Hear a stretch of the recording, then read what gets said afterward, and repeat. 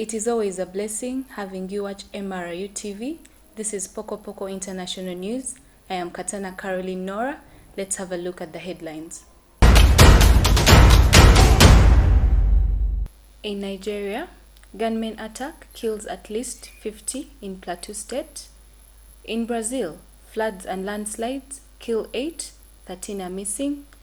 In Bucharest, man dies in a car crash. In Romania, in Ukraine, he wants Ukraine to become a big Israel. Let's come back with the full story. 2 days of heavy rainfall triggers flash floods and landslides across Brazil state in Rio de Janeiro. Let's have a look at the report. Torrential rains have triggered flash floods and landslides in Brazil's Rio de Janeiro state, killing at least 8 people, including 6 children, and leaving 13 missing, authorities said on Sunday. 2 days of heavy rains have battered abroad the south of the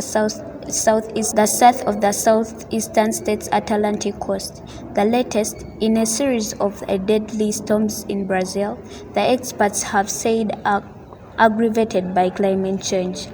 The latest floods and landslides come 6 weeks after the flash floods and landslides killed 233 people in the scenic city of Petrópolis, the Brazilian Empire's 19th century summer capital, also in Rio State. This time, the areas hit hardest include the tourist town of Parete, a seaside colonial city known for its picturesque cobblestone streets and colorful houses. Officials on Saturday, they said landslides in Petanegra neighborhood had killed a mother and 5 of her children, ages 2, 5, 8, 10 and 15. The 6th child was rescued alive and taken to the hospital, they said. In all, 7 houses were swept away in landslides in the city. Other 4 people injured. 71 families were forced out of their homes, officials said. The storms turned streets into rivers in various cities on Friday night, sweeping up cars and triggering landslides, a frequent tragedy in the rainy season, especially in the poor hillside communities. Namakula Babra for Mru TV. In Bucharest, a car bursts into flames and kills its driver after crashing into the gate of the Russian embassy.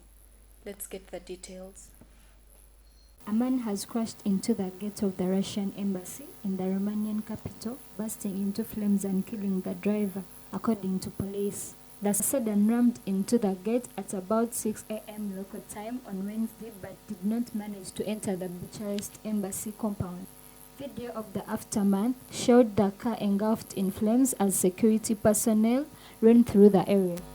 According to police, firefighters who arrived at the scene were able to put the fire out, but the driver died at the scene, according to Associated Press. The Russian embassy in Bucharest told the news agency in a telephone call that it could not yet provide any details about the incident.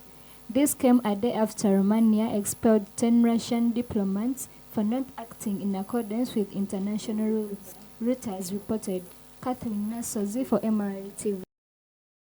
In Nigeria, at least 50 people have been killed in a gunman attack. Let's look at the report.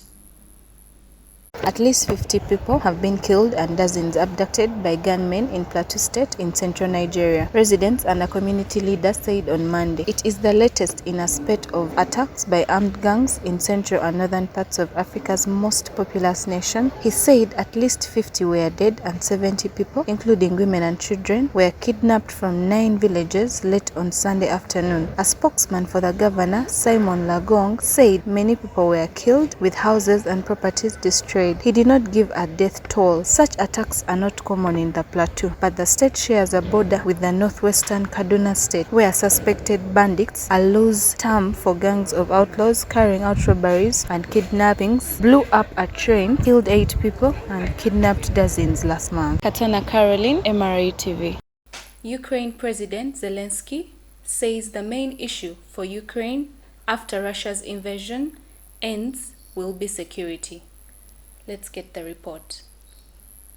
Ukrainian President Vladimir Zelensky has said he wants his country to become a big Israel with its own face after the Russian invasion ends, stressing that security would likely to be the main issue in Ukraine during the post-war period. In comments to local media posted on the president's official website on Tuesday, Zelensky stressed that his vision for Ukraine's post-conflict future included having armed forces in all institutions, supermarkets, cinemas. There will be people with weapons. In Israel, images of armed civilian settlers and soldiers are commonplace, and the government invokes security frequently. He also said that Ukraine would not be absolutely liberal European, that it would have to undertake a different modus operandi. Vladimir stressed that Ukraine would not slide into authoritarianism. An authoritarian state would lose to Russia. People know what they are fighting for, he said. Kizito Thomas Mo Asimwe, MRU TV. Thank you for watching MRU TV. That was the International Pokopoko News.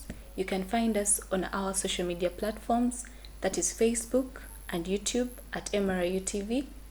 Katana Caroline, have a good night.